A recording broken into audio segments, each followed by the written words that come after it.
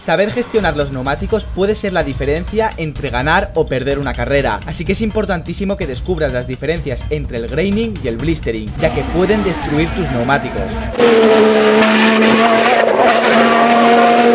Antes de empezar debes tener claro que en un neumático de Fórmula 1 el compuesto es totalmente distinto al que nos encontramos en un coche de calle. Están diseñados para que duren muchísima menos distancia y además las velocidades a las que un Fórmula 1 toma las curvas no son comparables con las de un coche de calle, así que mientras un neumático de carreras puede durar unos 100 kilómetros, uno de calle dura muchísimos años. Teniendo claro que los neumáticos de Fórmula 1 se desgastan, hay que explicar cómo se genera el agarre entre el coche y el asfalto. Debes tener claro que el asfalto tiene cierta rugosidad, por tanto cuando un neumático pasa por encima de esos agujeros que tiene el asfalto, digamos que se clava y eso genera adherencia. Ten en cuenta que poco a poco se irá depositando goma sobre estos agujeros y la pista irá mejorando y por tanto los coches podrán ir más rápido, porque al haber más goma en el asfalto se podrá generar más adherencia. Y aquí está la diferencia entre desgaste y degradación. El desgaste básicamente consiste en la pérdida progresiva de tiempo, ya que la goma poco a poco se va depositando sobre la pista. En la degradación, en cambio, la pérdida de rendimiento del neumático es enorme y llega un punto